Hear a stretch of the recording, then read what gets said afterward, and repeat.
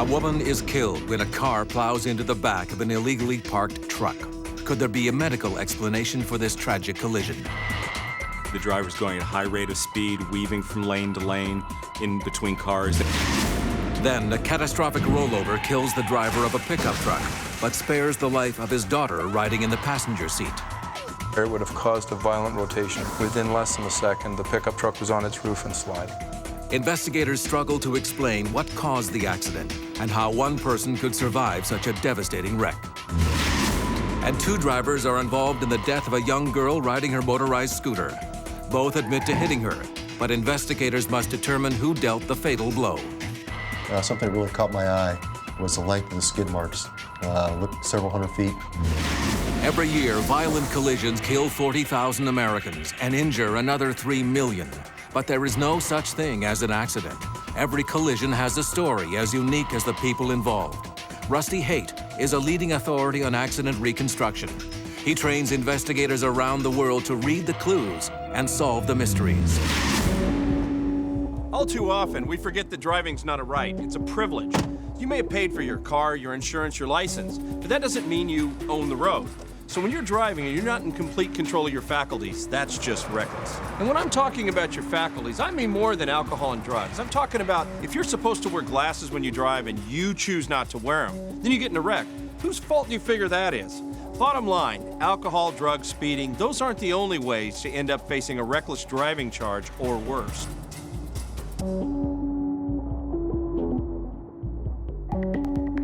After a long day behind the wheel of his truck, Michael Morgan is getting tired and sleepy. It's about 70 miles to the next truck stop, and Morgan thinks that's a bit too far to risk driving any further. The trouble is, it's illegal to stop for a rest on the roadway. If he's caught, he could face a hefty fine. But given how heavy his eyelids are getting, Morgan decides to pull over and take a break for just a few minutes on a lightly traveled stretch of side road. He knows that almost 40% of truck accidents involve a sleepy driver, and he doesn't want to become a statistic. It's a decision Morgan will regret for the rest of his life. Barbara Shriver and her daughter Brooke are in a festive mood coming back from the movies. But the mood quickly shifts to panic and fear when Barbara notices a car zigzagging and coming up from behind at full speed. Mom, what's going on? In a matter of seconds, it catches up with them. And before they know what's happened, Barbara has lost control of her car. Up ahead, Michael Morgan's tractor-trailer comes into view, but it's too late. The Shrivers smash directly into the rear end at almost 60 miles per hour.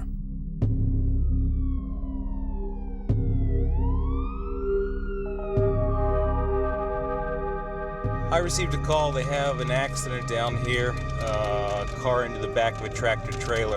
A second vehicle involved aside from the tractor-trailer, and there may be a fatality involved. When accident investigator Frank Carson arrives at the collision scene, regular officers have blocked the street and secured the area.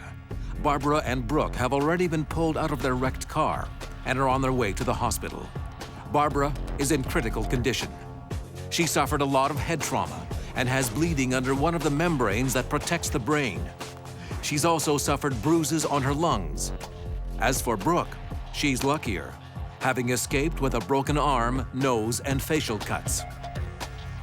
The car that came up from behind the Shrivers has been pulled over too, and Michael Morgan is also still on the scene, uninjured but numb from what just happened. And all of a sudden, I hear boom. Get out of the vehicle. The collision took place on a straight road under a clear sky, so there is no obvious explanation for this tragic event. Frank will have to figure out this one from scratch. But looking at the car under the truck, he immediately realizes why Barbara Shriver is fighting to stay alive. She was not wearing her seatbelt. The passenger side of the vehicle was largely intact. The passenger compartment, the inside of the car where the passenger sat, was very little damage, and of course what helped the passenger immensely was the fact that the passenger was wearing a seatbelt. The fact that the daughter survived this crash was due to her having worn her seatbelt and the airbags deploying. While airbags can cause some minor injuries, they're going to save more lives than they're going to take them. The deal is airbags and seatbelts go together. Airbags are a supplemental restraint to the use of seatbelts. Here's a couple of facts from a guy that's got 805. Make that 806 crashes under my seatbelt. An airbag deploys at about 200 miles an hour right near the steering wheel and the dash. And if you're not wearing a seatbelt, that's a lot of force you can hit with your upper body and with no restriction, no limits.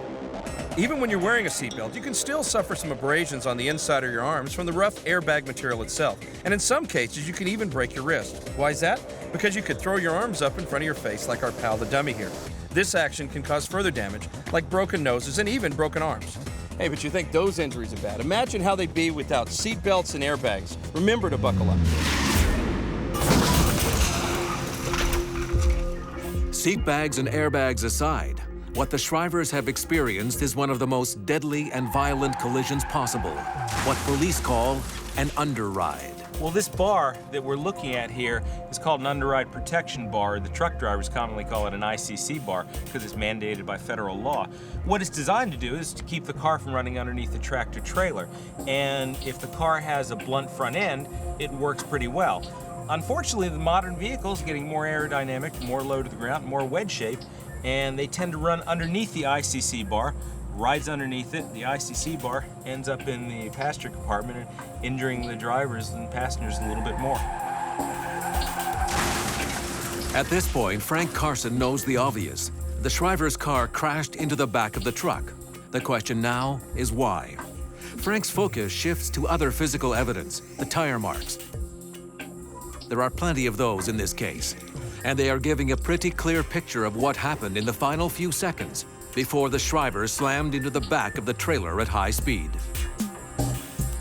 One of the first things I noticed when I got there was there were two tire marks leading in an arc from one of the lanes in the roadway right underneath the tractor trailer. So the first thing you know is that at some point, because the tire marks are in an arc, that the driver of the vehicle lost control for some reason.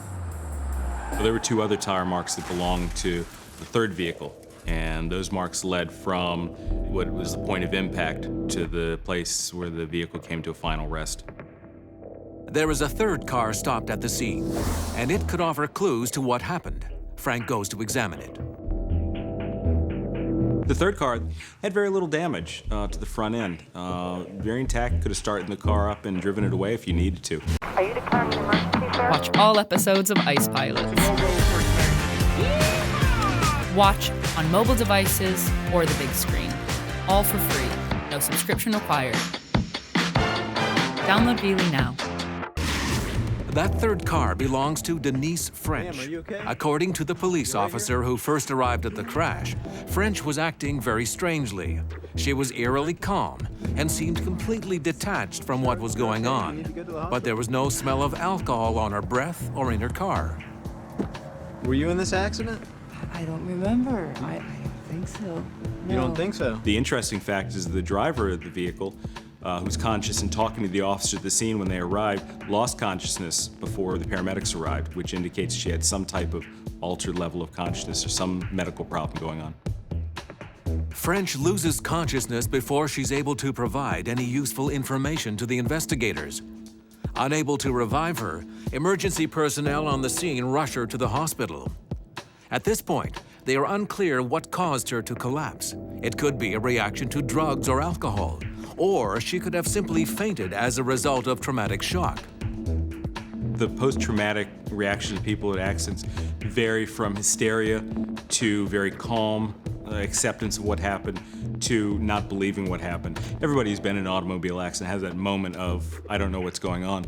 Some people that's extended. You also have that situation, people are on different types of medications. The reactions vary, and part of the job that we have is determining when they reacted, how they reacted, and why they reacted that way. Yeah, But with Denise French on her way to the hospital, Frank is running out of leads. Fortunately, police soon get a break. Two witnesses arrive who claim to have seen everything. They report that Denise French was acting strangely well before the crash. Behind me, they're going back and forth like they were weaving on the highway. Carl Davis and Marianne Malloy were coming back from a halfway house where they volunteer every week. About 10 minutes after leaving, Carl noticed the headlights of a car that was being driven very strangely and dangerously. I don't know, it's gonna cause an accident. According to both witnesses, French passed them and went on to actually bump the Shriver's vehicle. Barbara then lost control of her car and crashed into the back of the truck. The witnesses that I was able to talk to saw the striking vehicle being driven prior to the collision and described the driving behavior as very erratic. The driver's going at a high rate of speed, weaving from lane to lane in between cars, and at one point even past cars on the shoulder of the roadway to get around them. So they described very erratic behavior that's not normal behavior for a lot of people. Well, I was on the passenger side, and he kept telling me to look at the lady. You know, she's weaving back and forth. She almost hit us. One thing's for certain, in this instance, the woman hit the car in front of her. What we did here was a crash test where we had a closing speed, an overtaking speed of only about 12 miles an hour. The speed across the ground is one thing. It's that closing speed that's going to tell us how bad this crash was. And imagine if this was a higher closing speed crash, the rear end of the struck car, the car being overtaken, coming off the ground and going out of control. It can be pretty disastrous. One vehicle rear-ended another vehicle, caused the driver to lose control, and unfortunately went underneath the rear end of a parked tractor trailer. We know how it happened. But then we have to look in the aspect with what the witnesses are telling us. We need to try and figure out why it happened, why this woman was driving erratically, why she lost control of her vehicle, why she lost consciousness at the scene after having talked to the police for a few moments. That have a profound effect on how we decide to pursue the legal matter and the charges against the person. Carson's first step in finding an explanation for Denise French's erratic actions is to examine the inside of her car.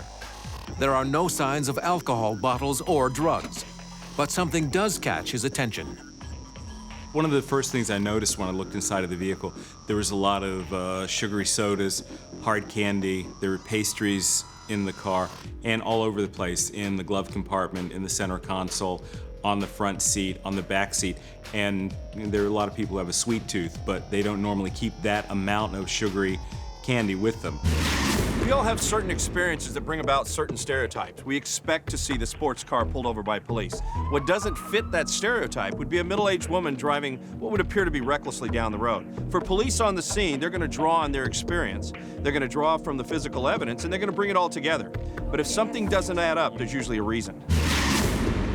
As Frank wraps up his on-scene investigation, an officer comes to tell him bad news.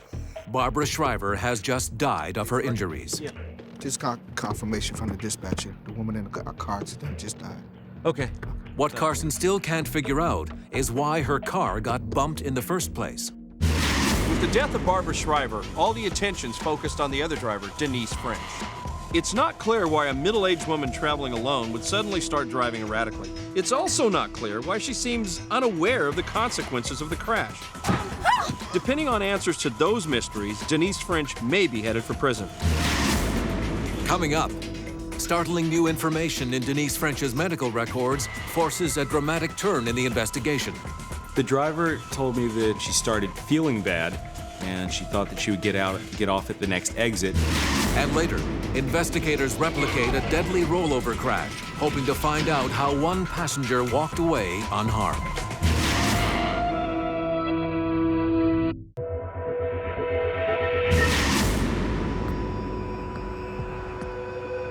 Barbara Shriver and her daughter Brooke were driving home on an unremarkable evening.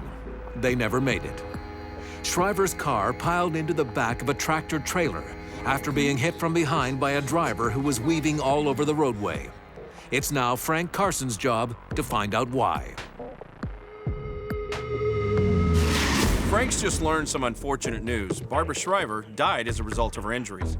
Now his job's going to be to figure out why Denise French's car rear-ended Shriver's. Now, what he determines will help a prosecutor decide if criminal charges should be filed against French. But more than that, it can help provide much-needed closure for the Shriver family.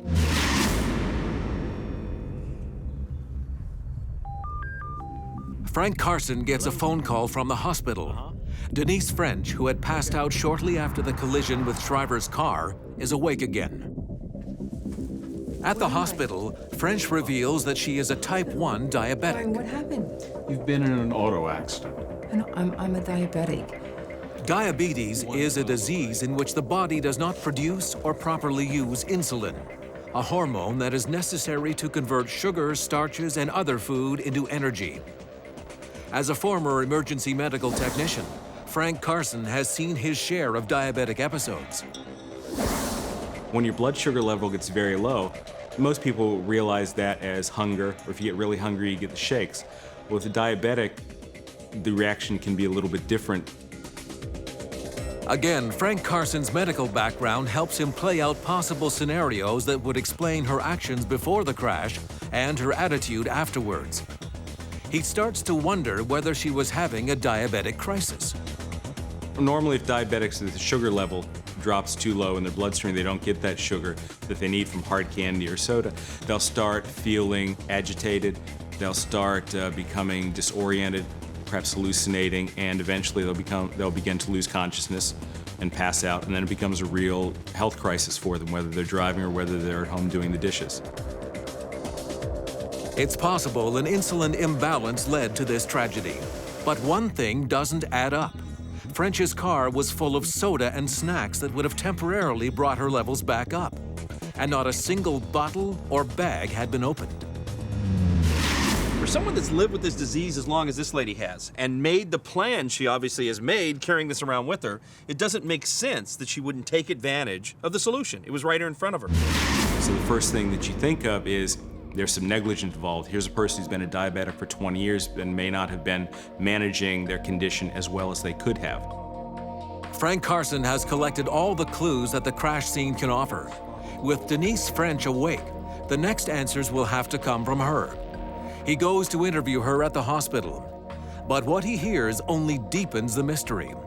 Denise French doesn't believe she had a diabetic crisis.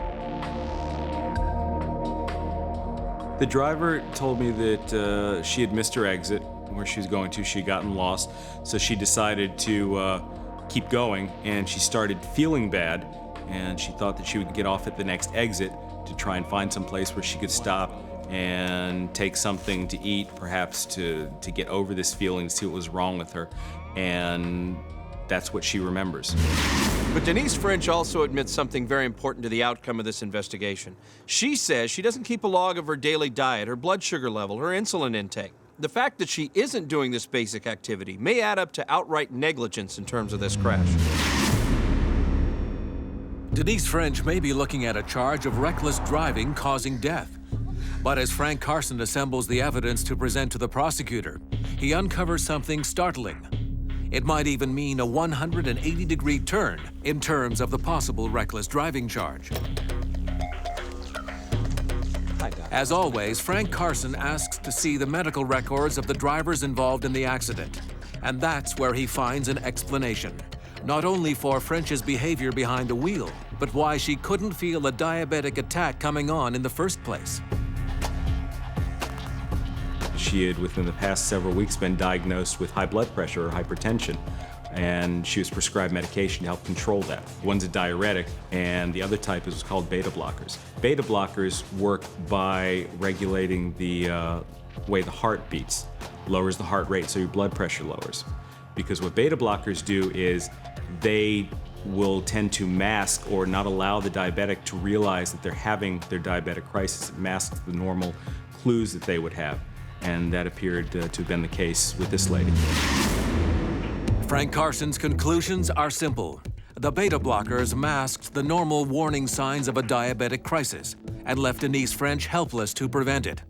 Put her behind the wheel in this condition, and it's almost inevitable that something bad would result. In this case, the outcome was tragic. As symptoms of disorientation and fatigue set in, French begins zigzagging all over the road. Speeding up from behind, she rear-ends Barbara Shriver, who crashes into a parked tractor-trailer. Her daughter survives, but Barbara dies as the result of massive internal bleeding. No charges were filed against the driver of the rig or Denise French. As for the doctor who prescribed the beta blocker, the Shriver family ultimately decided not to sue. Driving requires your full attention. You're operating heavy machinery. In this case, this woman learned a hard lesson about the interaction and the side effects of even over-the-counter drugs. Read the label. That label's going to tell you what's going on, and it can save your life. Coming up, a young girl is killed when her motorized scooter collides with two vehicles. Witnesses say she caused the crash, but investigators suspect she wasn't the only reckless driver involved. And next, a deadly rollover kills one man, but leaves his daughter unharmed. Investigators struggle to determine the cause of the crash and how anyone could have survived. Planning a crash test is no small undertaking. We usually spend a good bit of the day equipping the cars, and in this case it's particularly challenging because we're going to be trying for a rollover. Rollovers aren't as easy as folks think. You may have an SUV, you may have wet roads, you may have a lot of conditions that folks think of as relating to rollovers, but they don't always come together to make a rollover occur just as you'd expect. Same thing occurs to investigators in the field. They may be really good investigators, and I may have a really good crash crew, and all of those things should work together. But sometimes, for the investigator in the field, there are convoluted factors that make their investigations pretty difficult. Carl Webster and his daughter Samantha are trying to find something they can agree on. Together, they're planning a surprise 60th birthday party for Samantha's mother. But just drawing up a guest list is a monumental challenge. We should invite Judy next door. And then suddenly, in mid-sentence, their whole world is violently turned upside down.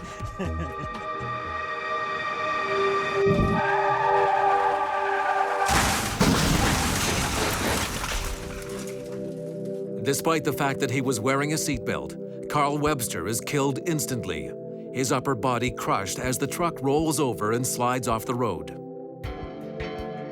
Outside on the grass, his daughter is virtually unscathed, but in a state of shock, having survived one of the strangest accidents investigators here have ever seen. As Samantha is rushed to the hospital, accident investigator Mark Wright arrives on the scene. He and his team of specialists are responsible for putting the pieces of this puzzle together. Why did the pickup flip over? Were any other cars involved? And how could one lucky passenger escape with only minor injuries? Right now, all he has to go on is a mangled truck and a trail of debris. There are a number of conditions that can bring on a rollover. Driver behavior, reckless driving would be one. A roadway condition or even a mechanical issue might cause one of these very violent events. And when you're ejected in a rollover, you're 4 times more likely to be killed than if you stay inside the car. In this case, the ejected occupant actually survives and the person that stays in the car is killed. And that's just one anomaly here. For the investigators, though, the key is to start with figuring out how this crash happened. They don't generally just roll over for no reason. There's usually either a violent steering action or hit something to cause them to trip and roll over. When I look at the pickup truck, I'm looking for scuffing on the actual tires themselves and scrapes on the rims to see what may have contacted the road in a violent steering maneuver. I'm looking for damage to the vehicle itself. That'll show me what direction it was sliding and the orientation of the vehicle, and then helps me to know what to look for on the road as well. Unfortunately, the inspection of the truck offers Mark Wright no obvious explanation as to why this pickup suddenly began tumbling out of control. His next step is to begin the painstaking examination of a field of debris that stretches back almost 200 feet from the wreck. Just immediately leading up to where the pickup truck was paint transfer on the asphalt. And that's pretty typical of a vehicle that's on its roof. Before that, I saw some tire marks, and that's typical of a hard steer maneuver. Just before that, there was actually a circular scratch on the road surface. There was actually 2 of them, and they looked like 2 circular wheels. 2 circular impressions imprinted on the asphalt baffle Mark Wright and his team of investigators. Everything else in the debris field clearly came from Carl Webster's truck.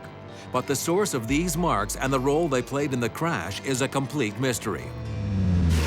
So Mark, you've got a complex scene here with a lot of physical evidence. Have you sorted this out? Have you ruled anything out yet? Yes, I looked at the vehicle itself, and I've ruled out that it's been involved in a collision with any other vehicle.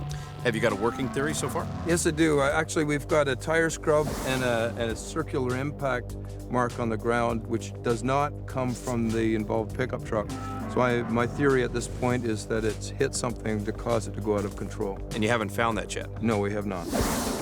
While the team searches for anything that may have left the impressions in the road, Mark Wright sets out to find the speed of the pickup truck at the point of impact. With no evidence to suggest Carl Webster was impaired, knowing his speed will allow investigators to better understand the crash.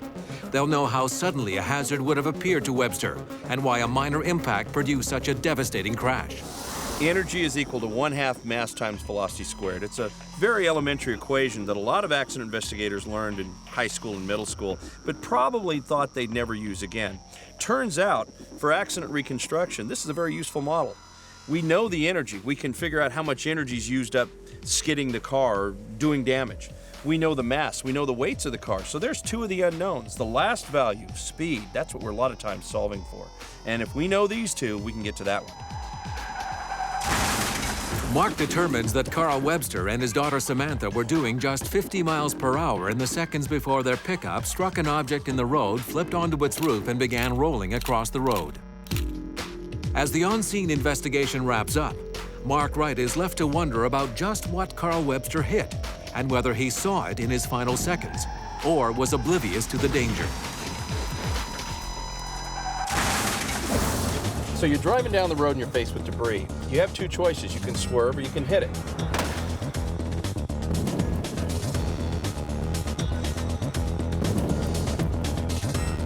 Swerving can cause its own problems, depending on your speed, the roadway conditions, the type of vehicle you're in. A swerve could put you out of control. On the other hand, hitting it may be the lesser of two evils. So in this case, did our driver actually choose to hit what was in the roadway? We can't really tell for sure until we know what it is he hit. The next morning, officers search in the fields surrounding the crash site for any object that may have come into contact with the pickup truck. An object heavy enough to initiate a rollover on impact, but small enough to be invisible to a driver at night. We found this tire about 350 meters off the roadway in a farmer's field. And what we were trying to do is determine, did this tire have anything to do with the actual collision? What we did find was a gash in the tire and other damage to the rim that corresponds to rim damage to the front tire of this pickup truck. And also, we found an area of cleaning on the leaf spring itself. It's actually damaged.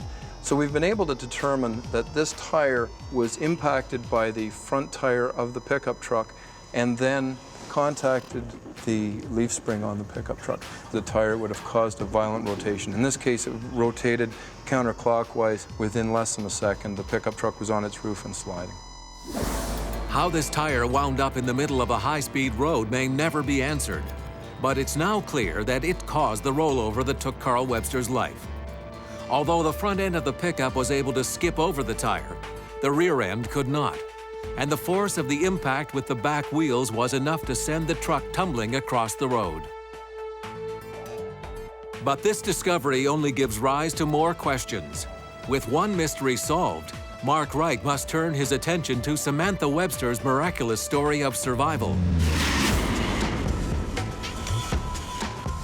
Coming up, investigators examine Samantha's still buckled seatbelt. If she was wearing it, just how did she end up outside the truck? And if she was actually ejected from the truck, just how did she survive?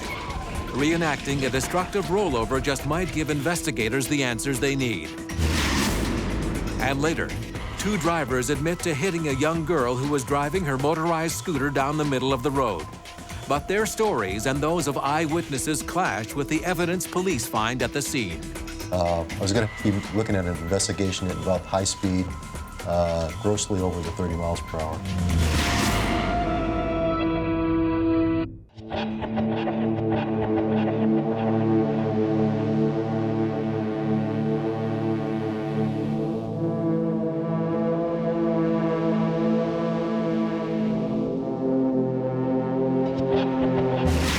Collisions with debris in the roadway are a daily occurrence. A lot of times they end up causing pretty dramatic crashes. In this case, we have a truck that hits a spare tire that's left in the roadway, results in a really, really bad rollover.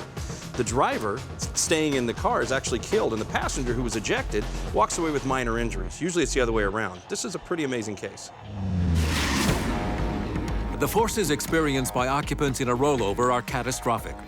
Anyone unrestrained is powerless to keep themselves in the car. Ejected through a window, victims often suffer severe head and neck injuries when they hit the ground, or are killed when the vehicle itself rolls over them.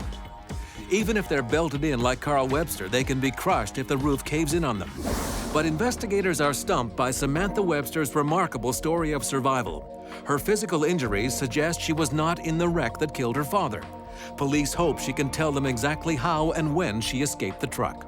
Recollection of the passenger was that they were just driving along normal. They were just talking, and all of a sudden she finds herself in the ditch. I just remember the truck kind of like bouncing off to one side a bit, and then it just started rolling. So she really didn't have a huge recollection of what even happened. They didn't see or hear anything. It was just on the roof and off the road. She doesn't know how she got out of the pickup. She was just out and in the grass. Samantha Webster's description of the crash reminds investigators that rollovers occur in a fraction of a second and at speeds beyond our level of perception. Coupled with the incredible forces she experienced, it's little wonder Samantha is unable to describe her experience in detail. To understand what she may have gone through will require duplicating a rollover on a closed stretch of highway.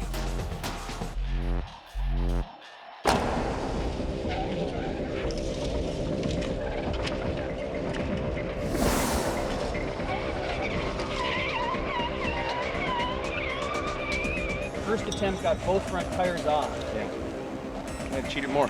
You did cheated closer to the fog line. Cheated more, yeah. Just like someone correcting and bringing it back on the road. We have to get the wheels off the road and then have to bring it back on. Yep. So we get the left, the right steer, but it's got to be off the road. We need that change in friction surfaces on all the tires. As you can see, this one just slid. Yeah. As long as this one just slid, we're not going to get it. Yes, we got more dig from the front tires on the first attempt.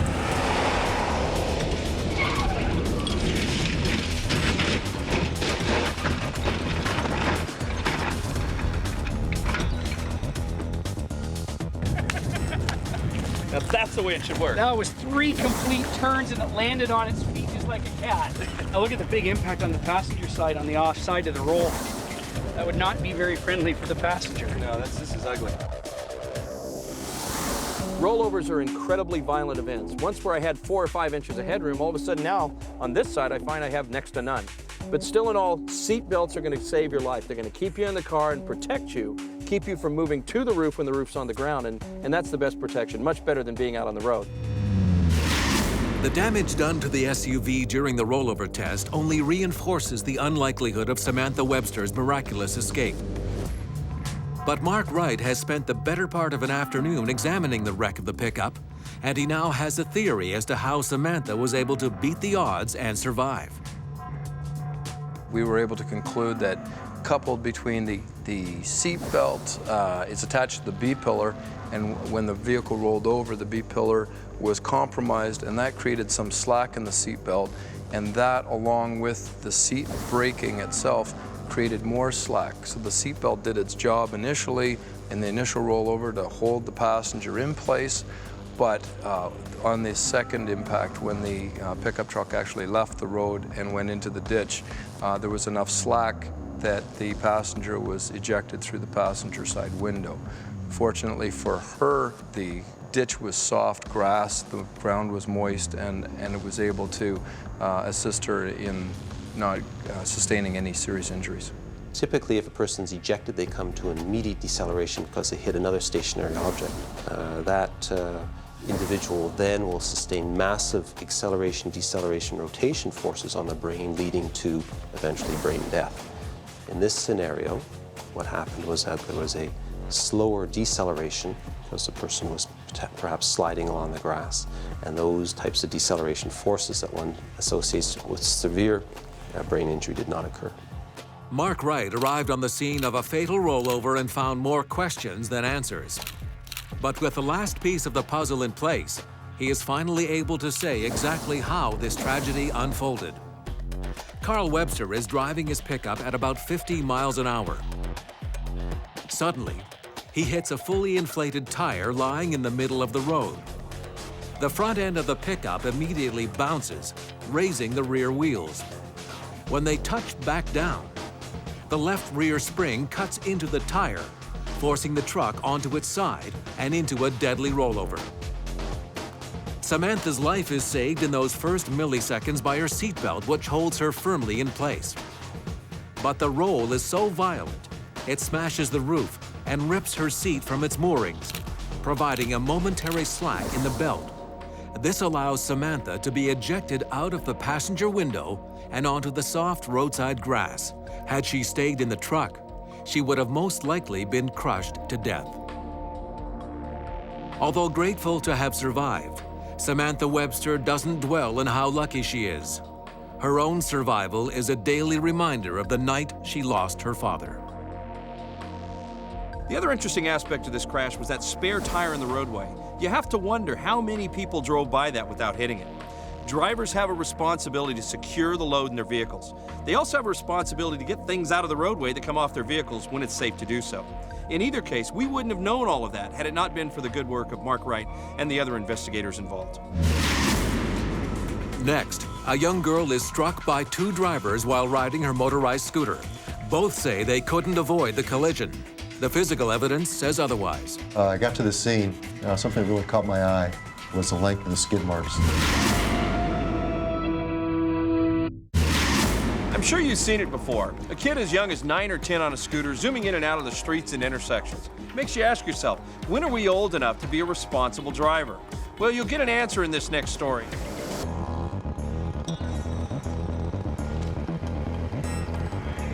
Stacy Wilson can't believe her good luck.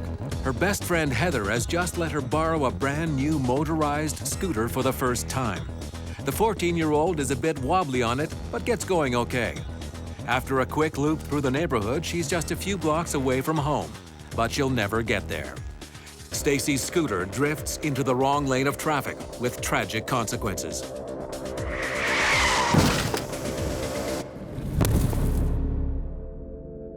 The information we had was that it was a young girl was dead at the scene from being hit by at least 2 vehicles. When you find out that a young life is gone, it really affects you. You still got to put your emotions aside and do your investigation. But again, the kids are the worst. John Heineman leads the vehicular crime unit at the local police department. When he gets to the scene, Stacy Wilson's body is still there. A car and an SUV have pulled over as well, and both drivers have admitted to hitting the young victim. It may seem like a simple case of a little girl losing control of her scooter, but John has his work cut out for him. Hi, I'm Sergeant John Hyman with the Phoenix PD's Vehicular Crimes Unit. It's his job to uncover the precise chain of events leading up to the accident and make certain that everyone involved is telling the truth. Which vehicle were you driving? I was in the first vehicle. The sedan? Yes. The first driver I started talking to was the driver of the car involved in the collision. It was the first vehicle that the GoPed hit. And you were driving the SUV? Yeah, it's right behind her. Okay. What I'm going to first do is I'm going to interview each separately. I'll start with you. Stephanie Jackson is the driver of the car. She is traumatized by what happened. After all, she has 2 children herself. When I started the interview with the first driver, she told me she was going down the street approximately 30 miles per hour, the speed limit. Saw this GoPed. She pulled off to the side, but not in time. The GoPed sideswiped her, causing the GoPed to go to the right, or the GoPed fell to the ground. Jackson insists that she did all she could to avoid the collision. And so I veered off and had to swerve off of the road. Emergency workers on the scene suggest that Stacy head injuries are one of the most common causes of accident fatalities. Once the head is hit by a moving object, it accelerates very quickly, and then usually will decelerate once it hits the ground very quickly. The abrupt acceleration and deceleration of the soft brain within the hard skull causes massive injury in the nerves and the blood vessels throughout the brain. There's massive swelling in the brain because of the injury to the small nerves and the blood vessels. That swelling or edema within the brain can actually increase the pressure inside of the brain to such an extent that the heart is unable to pump blood flow to the brain adequately. In that case, what will happen is that the brain will eventually die. To verify Jackson's story, Heineman examines her car. There are clear signs of the impact.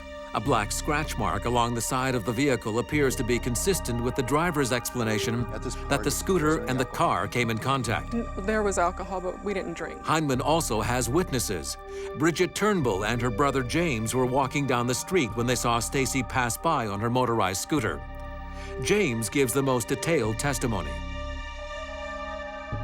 As soon as the GoPed rider passed by him, he looked back, knew he was going to hit this car, and saw the collision with the sedan and the GoPed.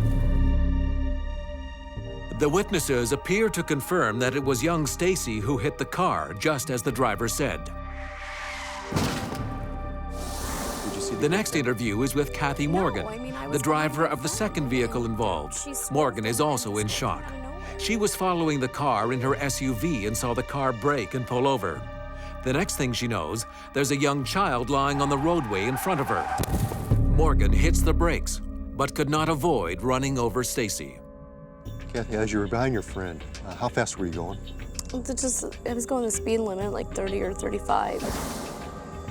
She said that she was going the speed limit, maybe just a little faster, but no more than 10 miles faster. 30 to 40 miles max. I mean, I couldn't see anything in front of me. I mean, I tried to stop as fast as I could.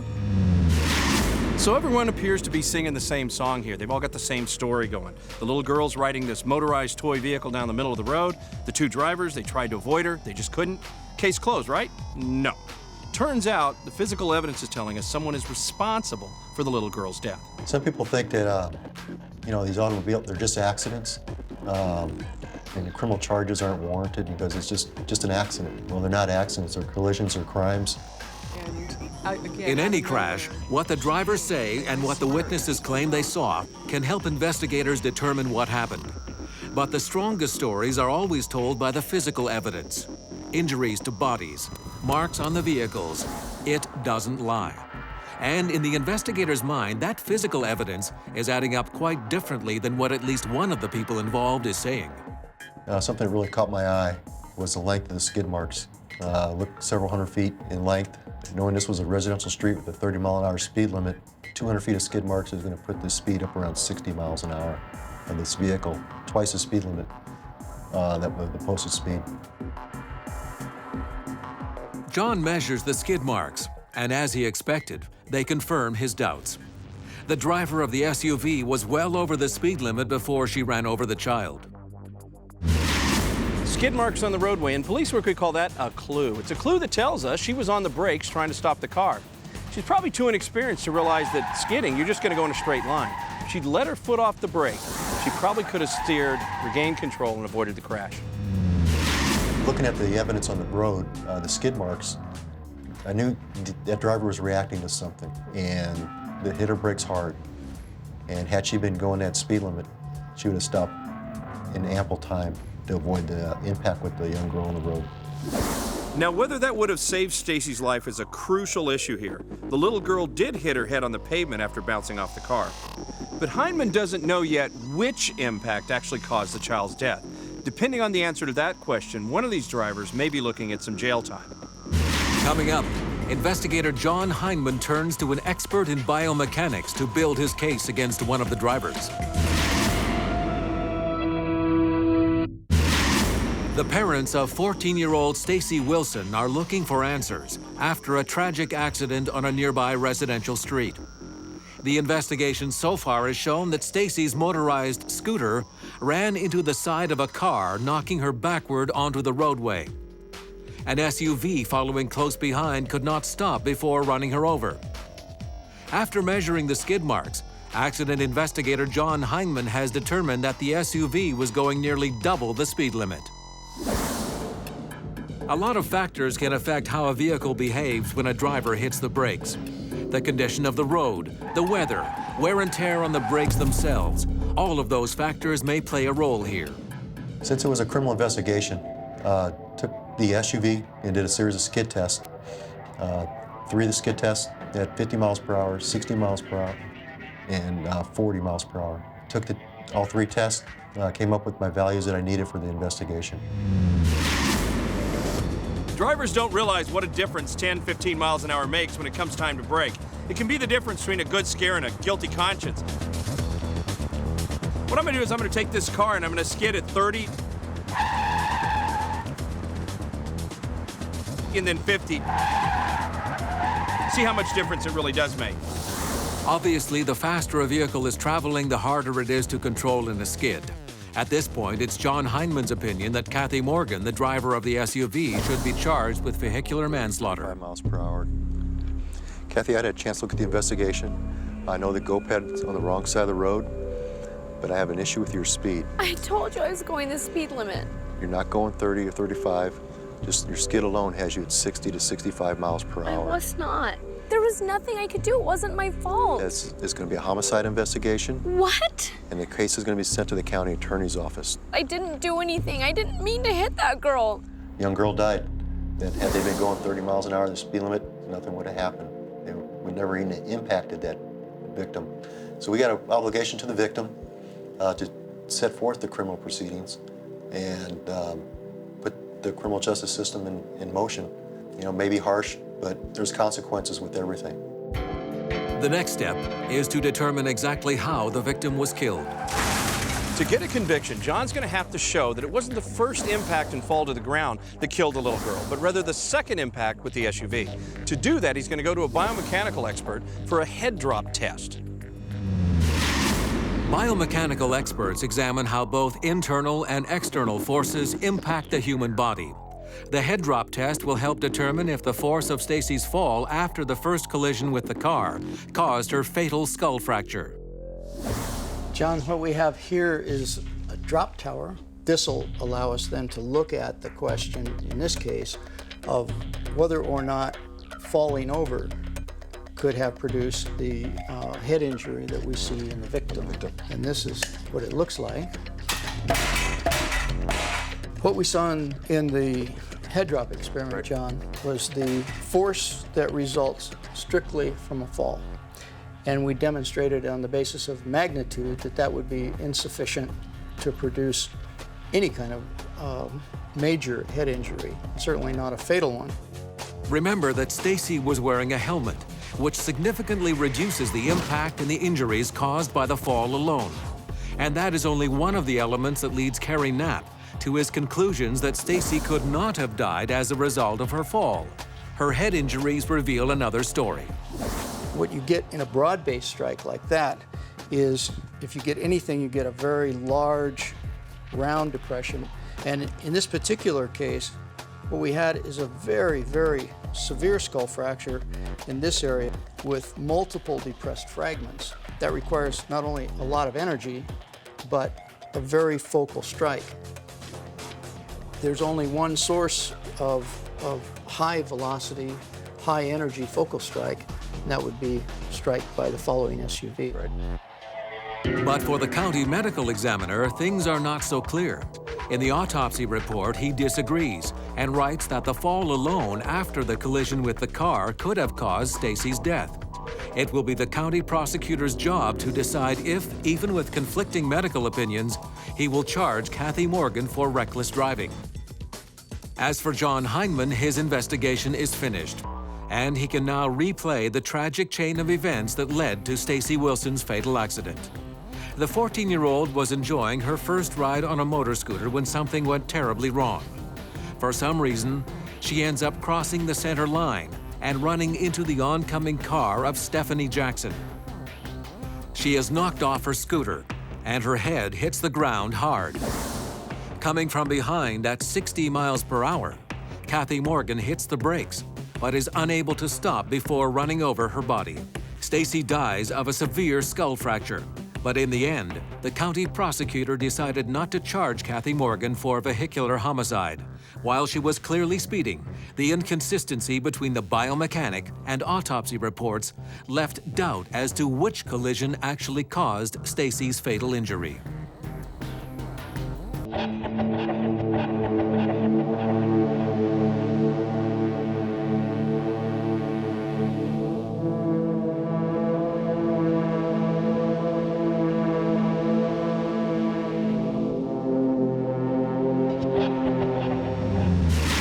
Four people die in a horrific car crash. And investigators are left with just one survivor to question. The light was green. But the real answers will come from an unusual source. There's no independent witnesses, and we needed to know who ran the red light. Then, a 911 call brings investigators out to the scene of a mysterious hit and run. Anytime two objects come in contact with each other, there's going to be a transfer of evidence. Can the evidence at the scene tell police exactly who was responsible for a young man's untimely death? And an experienced motorcyclist loses control of his bike and plows into an oncoming SUV. Investigators on the scene must consider every scenario from driver error to sabotage. It's very common to use motor vehicle crashes as a cover-up for a homicide. Every year, violent collisions kill 40,000 Americans and injure another 3 million. But there is no such thing as an accident. Every collision has a story as unique as the people involved. Rusty Haight, a leading authority on accident reconstruction. He trains investigators around the world to read the clues and solve the mysteries. No two crashes are alike. Of the primary categories, frontal, rear end, rollover, and side impacts. These side impacts are the worst. They can lead to severe internal injuries and even fatalities for the person in that seat. I'm going as fast as I can. It's been another long evening at Grandma and Grandpa's for little Amy Rogers. After all, when you're only 2 years old, time can pass slowly, especially when Mommy and Daddy aren't happy. And they aren't happy.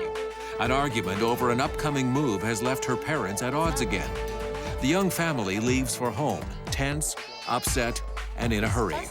Well, he's gonna have to wait like the rest of us, because... At about the same time as the Rogers begin their drive home, two men several blocks away get in an SUV and head for home too. Far from having a stressful evening, though, they've been partying at a nearby bar. That was fun, huh? That was a lot of fun. In about 15 seconds, lives will be shattered. And it all could have been avoided if some basic safety rules had not been recklessly ignored. Honey, sit down, okay? Let me fix the baby real quick. Yeah, take care of him.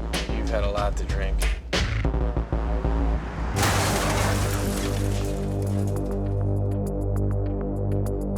At approximately 11 p.m. on a hot Arizona night, accident investigator John Heineman is called out to the crash scene. How many victims again? 3 victims. The information I received from our desk sergeant, who got a hold of me that night, was that we had 2 vehicles involved, an SUV and a sedan.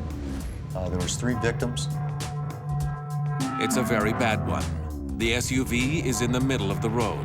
The car is on the curb, and a traffic light pole has been knocked down. Heineman believes one of these vehicles must have tried to run a red light. It's his job now to figure out exactly what happened and who, if anyone, was at fault. When I got the call that there was 3 victims, immediately knew this was going to be a bad crash. Hey, Doug, Tom, hey, we got one. Knowing that, Heineman asks his partner, Doug Kramer, to help him. The crash scene is a real calamity, even to a couple of policemen who've seen plenty of crashes. It's not the wreckage, as bad as that is. What strikes Heineman and Kramer is that there are bodies everywhere they look. Little Amy's parents are pronounced dead at the scene. Yeah, again, no seatbelt here. Both have suffered major head trauma and internal bleeding. In the SUV, passenger Peter O'Sullivan is also dead after smashing his head into the windshield and suffering 2 massive skull fractures. It appears the only survivor is the driver of the SUV, John Lowry. Looking at what is left of the SUV, Heineman is surprised to learn that Lowry suffered only minor injuries, not much more than a cut on his face. Apart from the physical evidence, Lowry is the only one who can talk about what happened. Everybody else is dead.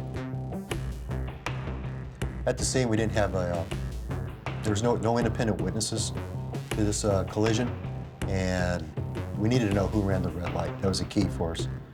And went to the hospital, try and get some information out of the driver. Before being transported to the hospital, Lowry tells investigators that it was the other car that ran the red light and hit him. The crash at a traffic signal-controlled intersection suggests one of two things. First, it could be that the lights malfunction. That's usually unlikely. What's more likely is somebody ran the red light. The question is which car? For accident investigator John Heineman, he's going to have to apply his training and experience to sort out who actually ran that red light. At this point, one thing's for certain. He knows he has a side impact, and for occupants in a passenger car, that's the worst kind of crash to be in. On the front of a vehicle, we have all this distance, all this space we can crush. You've heard of crumple zones. Well, that's what's built into the front of a vehicle. You can't really make the side of a vehicle any wider. We're limited. And the best you can do, perhaps, is some side impact airbags. There's not much room here. If you're on the side and you're hit on the side, you're the first one at the point of impact.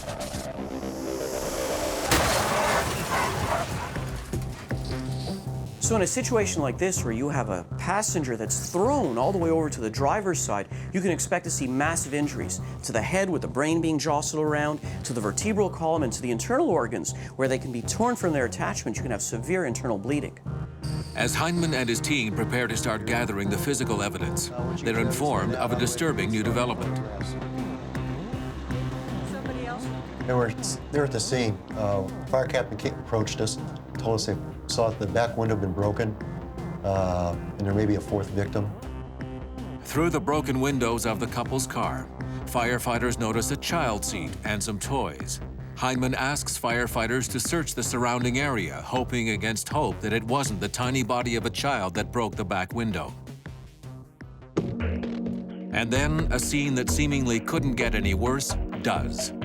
In the bushes, about 100 feet from the crash scene, firefighters find the lifeless body of 2-year-old Amy Rogers. As a parent, having young kids, they're the worst, the absolute worst. When you find out that a young child, young life is gone, it really affects you. And you still got to put your emotions aside and do your investigation. But again, the kids are the worst. And the first things we noticed is that nobody was seatbelted in, and not even the infant. The infant was just rested in the car seat. The impact allowed the freedom to go out of the car. So it's like this. A driver who would wear a seatbelt is 3 times more likely to restrain a child in the car with him. So you probably wonder what I'm doing here. Well, let's try a little experiment. Suppose you're driving down the road at 25. You're in a parking lot, and you have an unrestrained child in the seat next to you. That's not a good idea. The kid's out of a car seat, out of a seatbelt. Well, 25 miles an hour in a parking lot and a little bit of a crash is just about like doing the unthinkable. Throwing your baby from the 3rd floor. Doesn't make any sense, does it? Well, here's the deal. It's not the fall that's going to hurt. It's the sudden stop at the end. And this fall from this height was just the same as an unrestrained child moving forward and hitting the dash. Put the kids in a seatbelt or a car seat. And not just the kids. None of the victims were wearing seatbelts. Only Lowry beat the odds. As Heineman continues the on-scene investigation, he dispatches Officer Tom Reyes to follow up with the lone survivor at the hospital. The light was green, so I don't know what happened. This guy must have hit me. It came out from nowhere. First, he learns that Lowry's blood alcohol is over the legal limit. We learned that his blood alcohol concentration was a .125. Should obey traffic signals. This was several hours after this impact occurred. Oops, oh no. I almost missed that one. He was impaired, probably didn't even see the red light. Obviously didn't see the car coming approaching him as well. Lowry sticks by his story that the other car ran the red light, but he's got some incentive to say so. After all, the only other possible witnesses are dead, and he could face 4 counts of manslaughter if Heineman can prove it was Lowry's fault. But Heineman doesn't have that proof yet. So at this point, John doesn't have any independent eyewitnesses to tell him who actually ran the red light. He's got the only surviving driver that's pointing at the dead guy. There's a surprise, huh? Who's saying, hey, the dead guy ran the red light. What John's going to have to do to get any kind of criminal charges into court is find some objective, independent way with the physical evidence to demonstrate who actually did run the red light in this case. That's the trick for investigators. They need to figure out, using that investigative technique and the physical evidence, how this crash happened. Coming up, shocking news from the medical examiner's office sends investigators back to the drawing board. We're just kicking around the idea of how can we find out who ran the red light. and just kind of all of a sudden it hit us. And later, a 911 call brings police out to the scene of a mysterious hit and run that has taken the life of a young man. When you're dealing with a hit and run, time is a big factor. It's very easy to get rid of a car. You can fix it, wash evidence off.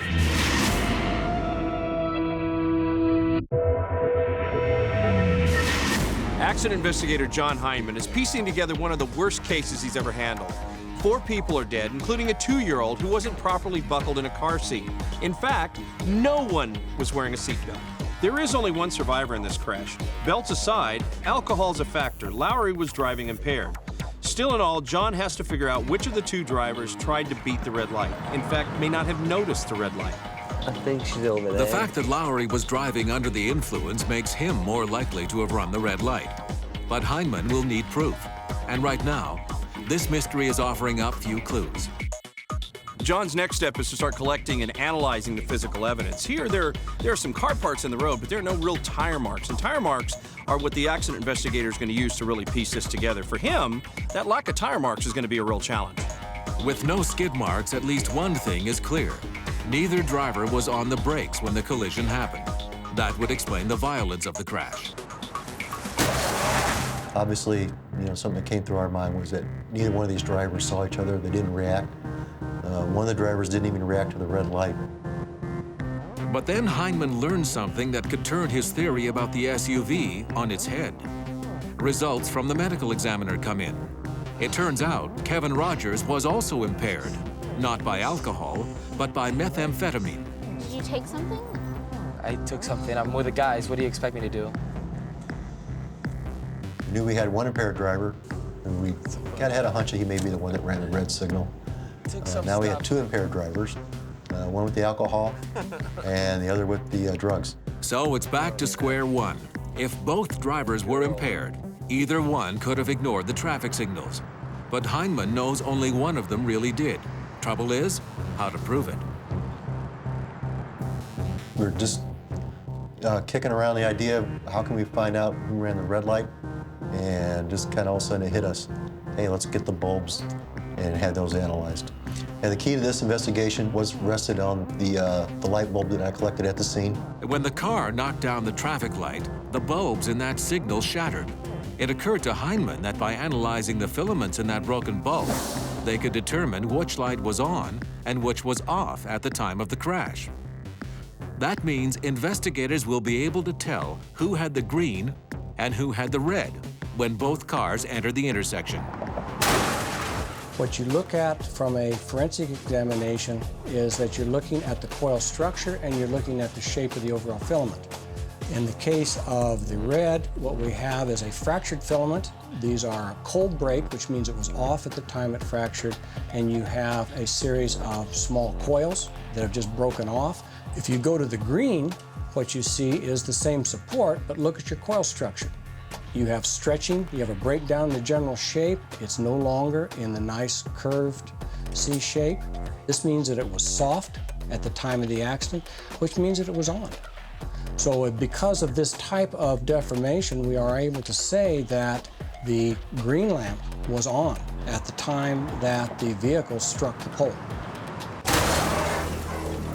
The hard filament in the cold red light shattered, but soft filaments in the hot green light only bent.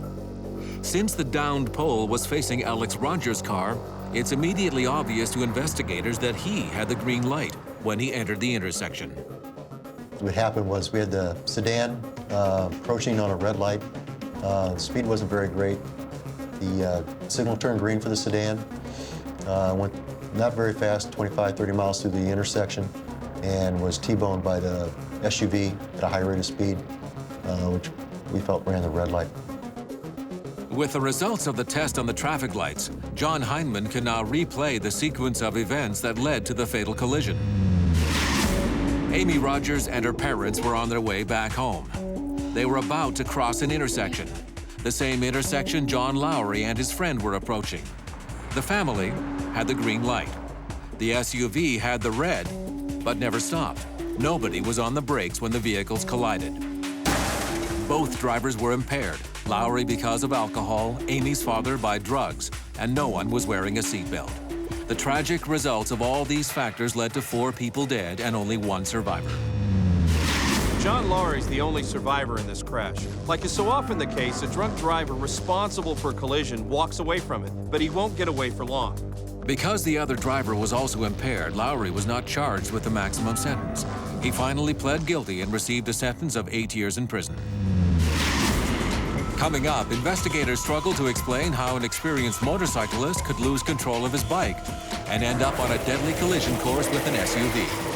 The driver of the sport utility vehicle stated that they observed this motorcycle lose control and slide across the pavement in their direction, and they attempted to make an evasive action to avoid colliding with this sliding motorcycle and driver coming across the road. And next, investigators responding to a 911 call find the body of a man in the middle of the road. Can the evidence at the scene tell them who was responsible for his untimely death? And we walk up and down the roadway, and then we walk up and down the roadway crossways. We change direction. And there were no parts. There were no automotive parts, there were no paint chips.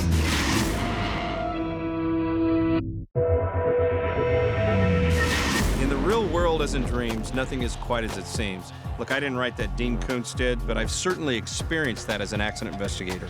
This job is anything but routine.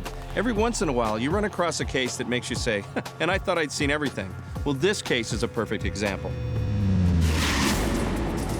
On an early April evening in New Jersey, a 911 call comes in. Yes, there's a body lying in the middle of the road at Robinson Way.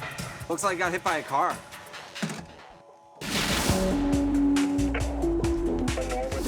Accident investigator Andy Rich works for the local prosecutor's office.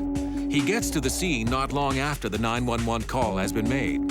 There, the lifeless body of young Matthew Nyland is lying on the side of the road. A quick check reveals that Matthew has just moved into the neighborhood to take a new job. He was due to start work the very next day. The human body is usually one of the most reliable and generous sources of evidence for any crash investigator. But in this case, the body actually deepens the mystery because it doesn't show any of the usual signs of a hit and run. You've got a pedestrian, you've got some debris in the roadway. Anything else you're going to work on? Well, right now all I have is ankle injury, some blood coming from the ankle. I don't have any typical injuries I would normally see on a pedestrian hit. Things like bumper contact to the leg, that sort of thing? Yeah, lower extremity fractures, head injuries, glass in the hair. I don't have any of that. At first glance, Andy has no idea what led to this young man's untimely death. One thing he does know is that the clock is ticking. When you're dealing with a hit and run, time is a big factor. It's very easy to get rid of a car. You can fix it, wash evidence off. The scene is particularly small and quiet. No witnesses, no bystanders, and little physical evidence. But over by the body, Andy comes across his first clue. There was one skid mark, and it was very close to the body, and it appeared to be fresh. And we could tell a fresh skid mark from one that may be old. You look at the dirt dispersed around the tire mark. Is it covering the tire mark, or is there obviously a cleaning to the roadway where the dirt's been disturbed? There's also, you could tell if it's a faded skid mark from one that has a lot of fresh rubber laid down. This single skid mark tends to support the hit and run scenario. The driver could have stomped on the brakes to try to avoid hitting the young man. A little further down the street, there's another possible clue. Tire prints made in the ground just off the side of the road. The tire prints were on the tree belt, and the tree belt is a grassy area that's between the sidewalk and the street. That kind of leads to the scenario that maybe the car goes out of control and then winds up driving off the roadway onto the tree belt. Andy, how's this car involved? Well, we ran the plates on all the cars that were parked on this road, and we found out that this one belongs to the victim. So far, it seems as if Matthew Nyland was leaving his apartment and crossing the street when 50 feet or so down the road, another car went up onto the tree belt. The driver lost control and tried to stop before hitting him, but he couldn't. Instead of sticking around, he fled the scene, leaving Matthew to die. Up to now, there's no indication that this is anything other than a hit and run. But after a closer inspection of the scene, a puzzling find next to the victim's body threatens to deepen the mystery even further. We did find a hat that was next to the body, and that's also something else that was very odd. It was a 25-mile-per-hour speed zone, and I would expect to find a body approximately 40 feet from the hat, not the hat 3 feet from the body. It just shouldn't happen. Now, the reason that the hat, or for example, a pair of glasses, may not end up near a body that's been hit by a car has to do with crash dynamics. I know a thing or two about crash dynamics, but so does Jerry Eubanks. He's an expert in pedestrian crash analysis. Okay, so Jerry, we got the pedestrian set. You're gonna be watching for the hat and the glasses. What else? Hat and the glasses and shoes. We got 2 shoes that are untied this time, so they should go far down line, maybe 40, 50, 60 feet. Hat and the glasses should stay in this area of impact, although if the glasses are hit by the windshield, they'll start traveling down line. So glasses, hat, good indication of the area of impact. Area of impact, not a point of impact. All right, let's make this happen.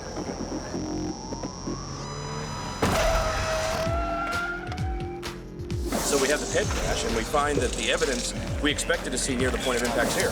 For example, the hat, we're only talking about it being about 6 feet from the actual marked point of impact, and about 9 or 10 feet away, we find the glasses and one of the shoes. So everything is exactly where we'd expect to find it. Back in New Jersey, Andy Rich has Matthew Nyland's body and the hat Nyland was wearing almost right next to each other, not widely separated as the crash dynamics would suggest. Yet a 911 caller claimed Nyland was the victim of a hit and run. For Rich, the evidence is just not adding up. Coming up, a flash of inspiration takes Andy Rich's investigation of a possible hit and run in an entirely new direction. I think about what happened at the scene. You know, did I miss anything? And later, an experienced rider finds himself sliding into the path of an SUV. What sent his bike skidding out of control has investigators scratching their heads. Being a motorcycle rider myself, I know that the tires aren't that shiny. I went over and felt them, and there was a very slippery substance on them. And it actually went around the whole tread, except for the travel portion, a very thin, narrow strip on the center of the tire itself.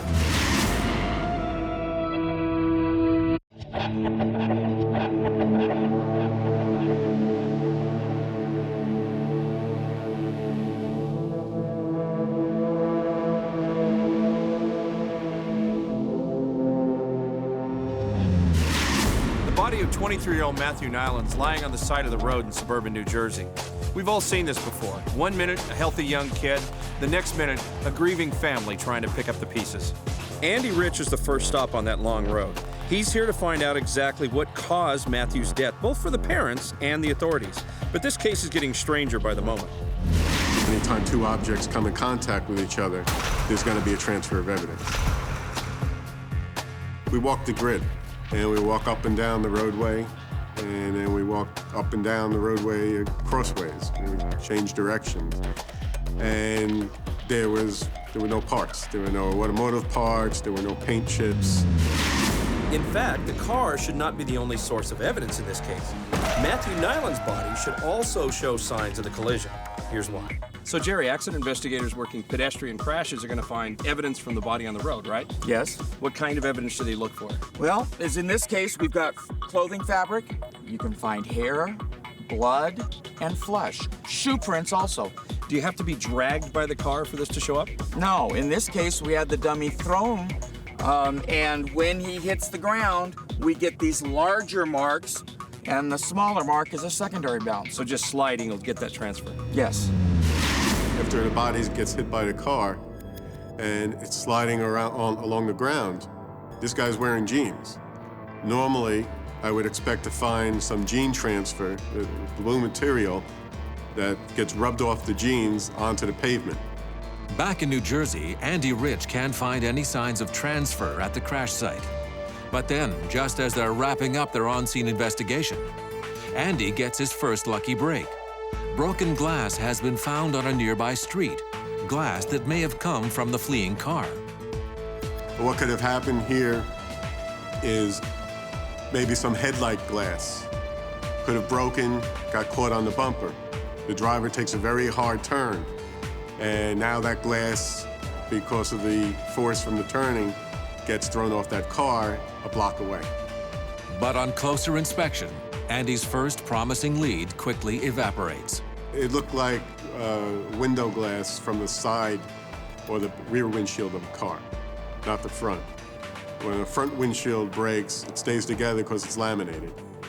Whereas when the side windows break, they turn into little popcorn-sized kernels, and you just see these little fragments all over the ground. That's what we had here. You know, why a pedestrian would hit and break a side window or a rear window. And I'm looking at it, it doesn't look right, and we interviewed the neighbors, and the neighbors tell us, no, that was there for about a couple of weeks, and the local police actually took a report on it. Andy and his team leave the accident scene no closer to unlocking the mystery of Matthew Nyland's death. But he can't stop thinking about the case. It's got his mind going. The absence of physical evidence, the hat next to Matthew's body, the strange ankle injury. Something's just not right. And then, later that night, it comes to him.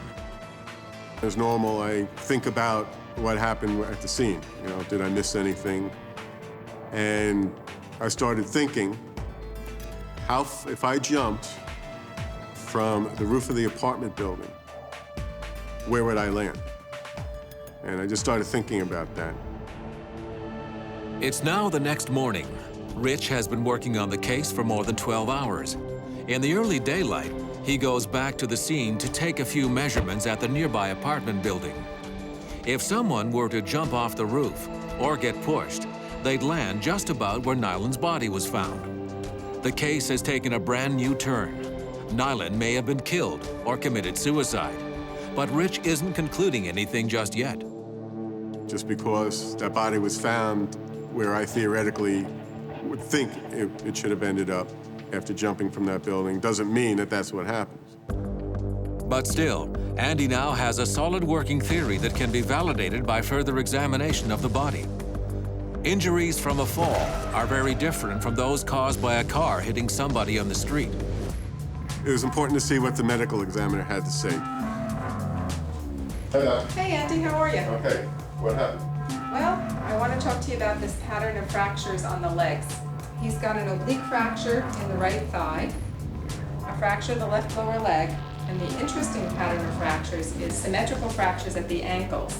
And looking at the x-rays, the way the fractures are situated, to me it's much more consistent with falling from a height and not from a direct motor vehicle impact. Okay, thank you. The medical examiner confirms that Matthew's 2 broken ankles are not at all consistent with a hit and run.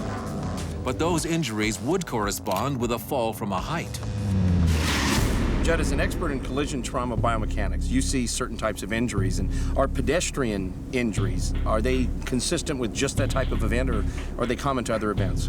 Pedestrians have a very unique injury pattern. You see very telltale evidence of contact and specific injury patterns to the lower extremity, as well as damage as you proceed, typically up one side of the body, also to the head area.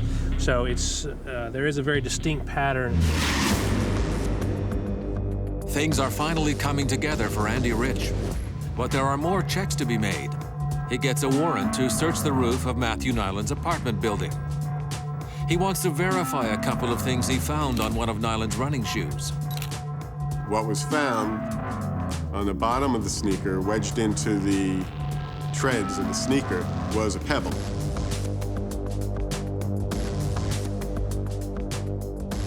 And also on the top of the shoe was like a black smear, some type of black transfer. And we noticed on the roof there was tar. There was an impression in the tar that matched the sole of the sneaker. When we went into his apartment, we found medications that's used to treat patients for depression. Everything is now clear to the investigators. This is not a hit and run, just a very sad story. A desperate young man climbs to the top of his apartment building and jumps. His body lands on the side of the road, making it look like he was hit by a car. Investigators do just that, they investigate. And in this case, Andy got to the scene of what appeared to be a hit-and-run crash, and he applied his investigative techniques and he solved the case. A good investigator will do that. He relied on his training and experience. He figured out that this wasn't actually a hit-and-run, the hit-and-run it appeared to be. But who made the tire marks? Who made the phone call? We may never know. Ultimately, though, the family's going to have to figure out why the young man ended his life the way he did.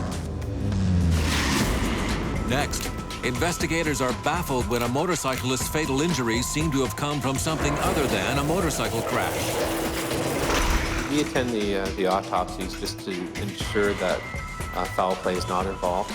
And in doing that, we can rule out a homicide, because unfortunately it's very common for people to use motor vehicle crashes as a cover-up for a homicide.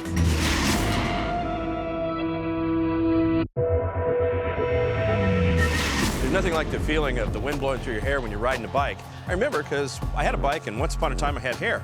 Another thing I remember is concentration is especially important on a bike. Cars are more forgiving, but on a bike, a little lapse of concentration probably means you're going to go down. The police here in British Columbia are investigating a crash where the lapse of concentration was one aspect of a pretty devastating event. 35-year-old Mike Cooper is coming face to face with some hard realities.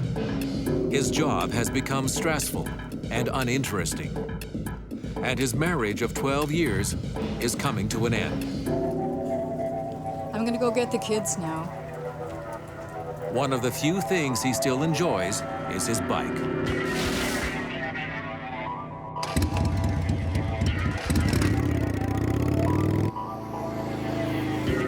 After a long ride lasting well into the evening, Cooper is returning home when suddenly disaster strikes. On a seemingly harmless corner that he has ridden past hundreds of times, his bike goes down. Trapped under the weight of it, he slides into oncoming traffic and is hit by an approaching SUV. Pronounced dead at the scene, Mike Cooper's body is taken to a nearby hospital.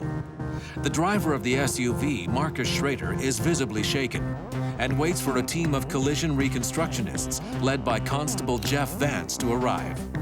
A motorcycle rider himself, Vance will need to answer a series of key questions. What would cause a bike to slide out of control on a quiet residential street? And was someone or something responsible for this wreck? I approach every investigation like there's endless possibilities that are the root cause of the crash. Once you make an assumption where it's a high speed involved, well, then you have to look at the root causes behind that. What else is going on? Is the accelerator stuck? Is there a mechanical defect? Is it an attempt on the person's life? All of these possibilities have to be looked at and ruled out. Jeff Vance quickly takes in the scene. The SUV's front end is on top of the curb, with the bike wedged tightly underneath it. Both vehicles lie barely 10 feet past the point of impact. Right away, it's obvious to investigators that Mike Cooper's motorcycle offered him little protection in the crash. There was just some minor undercarriage damage to the sport utility vehicle, and that only made sense. And the motorcycle itself, there were some significant forces that actually acted upon that, which caused the entire frame to twist, as well as the engine itself to break. The motorcycle and the driver, within milliseconds, changed direction. And you can only imagine the force on the human body associated with that. But also, too, if you can imagine the sport utility vehicle, because it is higher, if someone is sliding along, they go underneath it, there's not only a force pushing them in the opposite direction, but as well as there's also a downward force on the occupant and the motorcycle. And this, in turn, projected the driver approximately 45 feet from the area of impact. Constable Jeff Vance has a pretty horrific crash scene on his hands. Got a motorcycle crashed head-on into an SUV. Doesn't need a physics degree to figure out who's going to win that battle.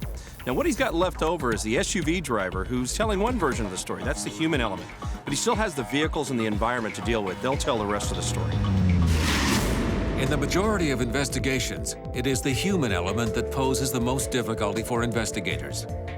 Survivors involved in fatal collisions can be severely traumatized by their experience. Their recollection of events is often clouded by guilt and remorse. There's a wide range, actually, of the way that people react to traumatic situations such as this.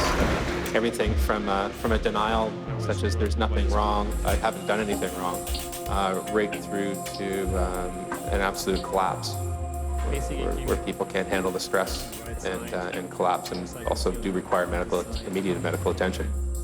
Next thing I know, he slides towards me. I try to avoid him. I don't think he was speeding. It is very common for these people that have, say, for example, seriously injured or killed someone. Person in the car at the time? There is a significant number of them that actually become alcoholics or drug addicts as a result of these crashes, because they don't obtain the assistance they require, even if they're not considered at fault in the crash. In this case, Marcus Schrader appears to be in the middle of the two extremes. After repeated attempts to get a statement, he is finally composed enough to offer police his version of events.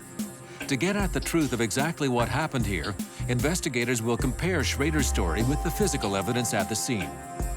Everyone has a different perception of the truth, and it is unfortunate, but it is in human nature that people omit things or add things to their beliefs that would assist them in any way possible.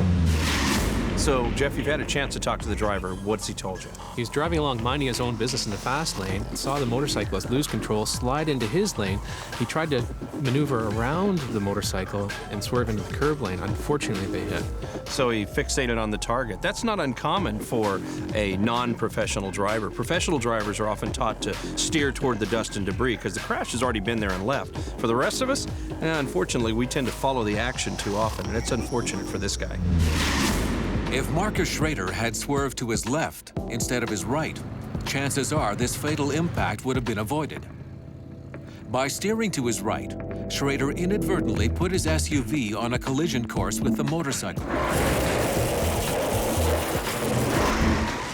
However, investigators find no evidence his SUV was skidding before impact, suggesting his speed was low and that he had little time to react. Working back from the SUV, they are able to follow debris and scrapes left by Cooper's motorcycle to a tire mark on the opposite side of the road. The absence of skid marks and the trail of motorcycle debris leading up to the point of impact clearly indicate that the SUV did not collide with the bike before it went down. Schrader's version of events appears to be the truth. It appears that Mike Cooper's bike simply fell and slid across the road into the path of Schrader's SUV. The big question is why? So when you take a look at this crash scene, we're still trying to figure out what would cause this guy to lay the bike down and end up underneath the SUV. Well, one of the issues is speed, or potentially is speed. So Jeff's looking into the coefficient of friction, the stickiness of the roadway and tire combination, together with a little bit of math to try to figure out how fast this guy actually was going when he laid the bike down across the center line of the road. From the evidence littering the road, Jeff Vance determines that Mike Cooper was traveling at just 30 miles per hour when he lost control of his motorcycle. Slightly over the speed limit, but well under the capabilities of both the motorcycle and its experienced rider. It was very important to determine how fast the motorcycle was driving and maneuvering the corner. He wasn't traveling at a high rate of speed, so it posed the question to me then, what would cause it? If someone is going too fast for the corner and loses control, then it's completely understandable. But if someone's taking a corner around the speed limit, it just doesn't make sense for a motorcycle to lose control and for the driver to die as a result of it. After hours at the scene, police are still no closer to explaining how or why Mike Cooper lost his life. Coming up, Jeff Vance makes a discovery with tragic implications. We attend the autopsies just to ensure that foul play is not involved. It's very common for people to use motor vehicle crashes as a cover-up for a homicide.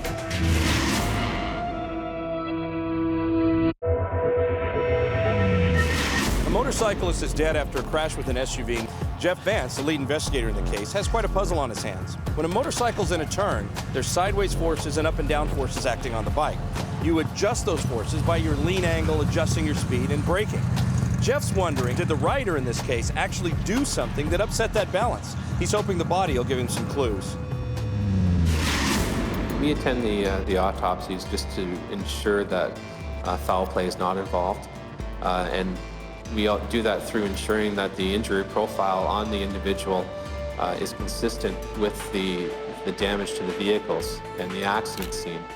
And in doing that, we can rule out a homicide, because unfortunately it's very common for people to use motor vehicle crashes as a cover-up for a homicide. The medical exam reveals that the victim's leg was badly scraped and his foot crushed.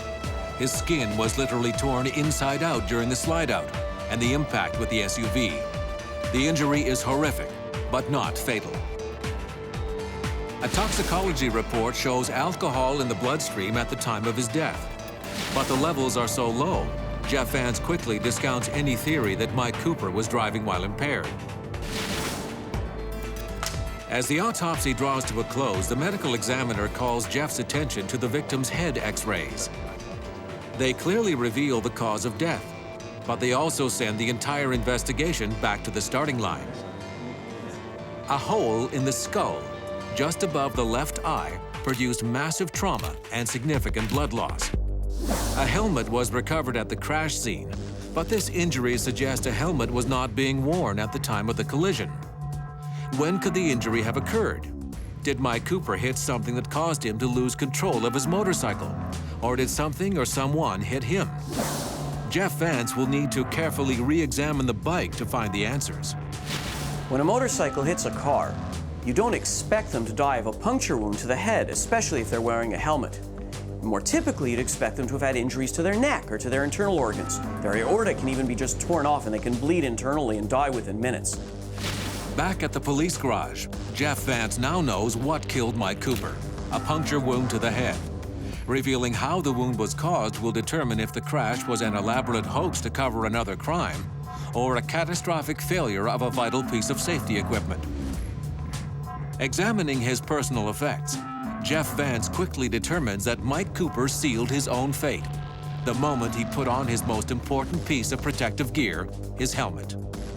Examination of the helmet itself, the label that was on the inside stating that this was a novelty helmet not meant for safety purposes. There is no padding on the inside at all, which has no energy absorption material at all.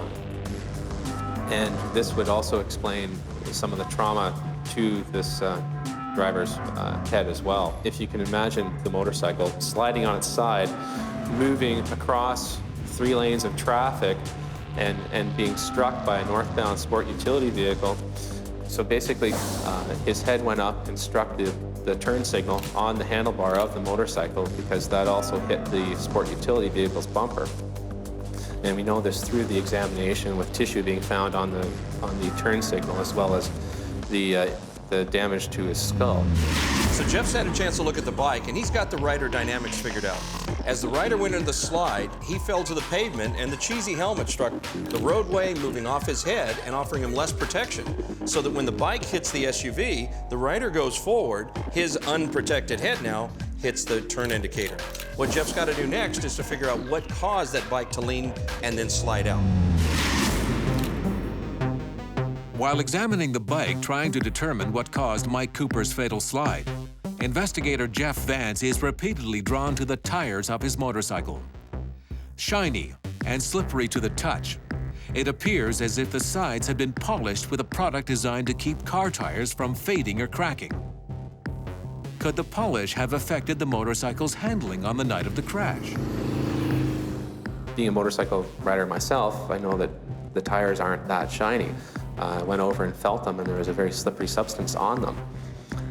And it actually went around the whole tread, except for the travel portion, a very thin, narrow strip on the center of the tire itself. I was thinking to myself, that's not right. And I thought to myself, well, that will significantly reduce the speed that this motorcycle will be able to take the corner. And I was thinking to myself, could this be it? Because I've never come across something like this before. So Jeff, do you have any working theories about why the bike went down? Yes, I found some contamination on the tires. They're really slippery, and I think that lowered the coefficient of friction between the tire and the road enough for the motorcycle to slide out. Can you give me a hand doing a lean test on the bike, just to see where the contamination starts? Sure, let's do that. What can I do for you? If you just lean the bike over towards me, and I'll let you know when the contamination touches the road. Okay, you can just go up a little bit. Okay, that's perfect. So what did you get? I got 20 degrees, and that's well within the normal range of a novice driver. A quick test in the garage shows that a 20-degree lean angle is all that is required to have the polished area of the tire meet the asphalt. On a test track, can a motorcycle going the posted speed limit through a similar corner exceed that 20-degree lean angle? The shape of a bike tire is not like what you find on a car. This bike tire is more oval. When you're driving down the road just straight and level, the contact patch is right down here in the center. When you go through a turn, that contact patch spreads around the sides. We know there's a relationship in a turn between lean angle and speed and, of course, the roadway friction. In this case, what we want to do is figure out if a lean angle in this scenario will get us past 20 degrees. That'd be about here. A more aggressive turn will be further out on the sidewalk. On a corner with the same curvature as the one at the crash scene, a rider maintaining 30 miles per hour easily exceeds a 20-degree lean angle while executing the turn. Not a terribly taxing demonstration for our rider. He made it to 20 degrees without any difficulty. But if you change the friction at that point on the tire, you'd probably have this bike slide out. It's interesting. You got to wonder, why would someone put that much stuff on that kind of tire on purpose? It seems inconceivable that Mike Cooper, an experienced rider, would put a slippery automotive polish on his own tires, where it could actually contact the road. Jeff Vance continues to examine the hours leading up to the crash for any evidence that someone could have deliberately tampered with his bike. Homicide detectives follow up on the suspicions, but they can find nothing to suggest that foul play was a factor in the crash. Instead, it appears that Mike Cooper's zeal to have good-looking tires and a vintage helmet clouded his judgment.